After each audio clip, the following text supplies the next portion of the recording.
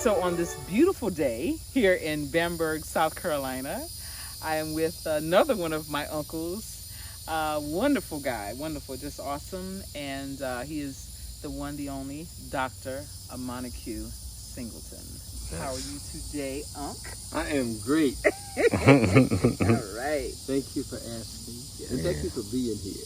Thank you. This is very, very special. This is the first time we've been together in 5 years. I know. And I count it a blessing. Same here. Yep. Same. Had to pick cotton in order to buy books and clothing, school supplies for school. And so cotton would be picked much earlier than it's picked now. Wow. We had corn, we had hogs, we had cows, we had horses, we had mules, and all of that had to be fed. And then we raised, in addition to the cotton and the corn, we later transitioned to more soybeans. Okay. But then there were times when we planted peanuts. My grandfather was the peanut man. And he sold peanuts on Main Street down in Earhart on Saturday in peanut season. Papa Mud. Papa Mud. Yes. Like growing up, like were you taught that you from Africa or taught that you from America? I'm not so sure that I was taught any of that. Okay. I think it was certainly stated in our home that we were, from South Carolina and that sort of thing. But in terms of the black experience, the black rural experience is so different than the urban experience. So different. Our closest neighbors were probably a half a mile down the road. And so when I first went off to medical school, I lived in an apartment for the first time, and I couldn't take that. Get me out of here. I don't know who that is on the other side of this wall. But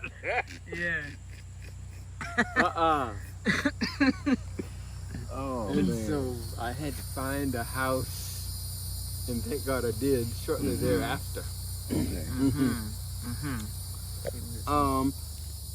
When I was in high school, I was a school bus driver. Okay. So I started driving a school bus when I was 16 years old. If you can imagine any 16-year-old getting behind a school bus in 2023, what that must be like. Different. Wow. And I was carrying around a bus load of 35 kids. At 16. Wow. Wow. And So we were just expected to be that responsible back in the day. Okay. Okay. So do you think So the expectations have dropped. I was going to ask you that. Yeah, definitely. Wow. Yeah. It's deep. 16. Yeah, that's 2 years younger than Ayla. Yeah. And made a little money doing it too. All right. Yeah. So that was my spending change. Yeah. All right. So, But it was very, very hard because I had to leave home about 6 o'clock for my bus route. okay. Oh, And I was expected, when I was driving the bus, I was the oldest male home then, and was expected to feed those animals before I went off on my school route, and to feed and water them when I got home again, and it was just too much. And that was the one falling out me and my daddy ever had.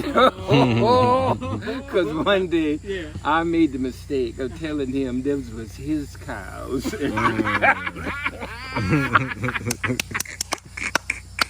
And his pigs. And if he didn't think I was feeding them right, he should feed them himself. Oh, no. Wow. I can imagine. Wow. That was the only time my daddy ever made me cry. Because his response was, boy, I'm tired of your shit. and you don't have to run away. I'll pay you to leave. Oh no!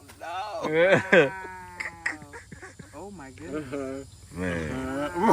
Yeah, so That's rough right there. Yeah. That's better than a beating.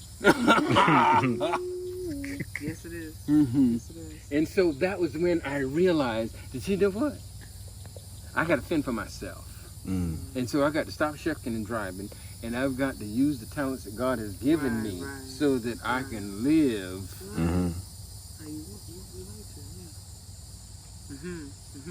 In a very, very, I got a wonderful life.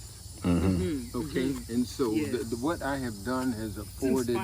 It's inspiring. Yeah, it's very God has been good to what me. you've done. God has been good to me. What sparked your interest in medicine? How did you know you were supposed to be a doctor? Because there are people who choose things. Okay. And I think that in a divine way, there are people who are already chosen to do certain things. And from hearing different people in the community, I know you were born to be a doctor. I was chosen to be You were a doctor. chosen to be a doctor. And it was the experience when I was in high school of volunteering right up here at the nursing home. At the we were part of the French club, and we had our service community project was to go and sit with the elderly. And so it was when I got to sitting with the elderly that this is it. Yeah. This is it. And you know what? I was in high school. I couldn't give them no medicine. I couldn't do much for them. I could make them feel a little bit more comfortable if they were slumped over in the bed. I could bring them water and ice. And I could also sit and listen to them. How about that? How about that? And that's what they needed the most. Yeah. And I said, you know what? I could help these people. I can make them feel better just by sitting here listening to them. Let me go to medical school and really be able to help them. And so that was the divine intervention in terms of me even having the clarity at 16, 17 to realize that that was part of the journey.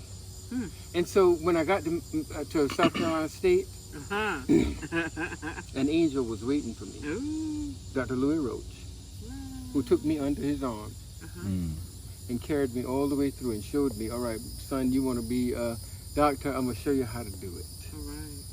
And he was influential enough that he was able to get me into a summer program for 6 weeks down at the Medical University of South Carolina in 1976. 2 years before I graduated. And so I went down and I said, I could do this. I could do this. I'd like to do this. Yeah. Awesome. But I didn't necessarily want to do it at MUSC. It was in 1976, and we had a research project, and there was a PhD guy that I was assigned to, Dr. Harold Hempling.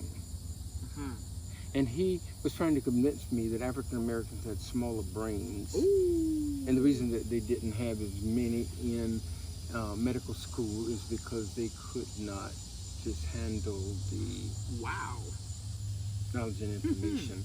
And I said, Lord, I don't want to learn under these kind of conditions. What is that? And here again,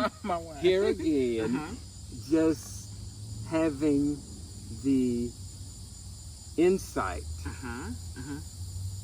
at that age that there was something, I didn't know exactly what it was, but it wasn't, if he was bold enough to bring this here to me in my face. And then the other thing, there was a student, a black student, who had gone down there.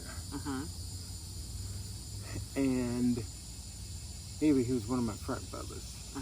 And he died during his first year of medical school. This back in 76 or 77, something like this. And they said he died from food poisoning.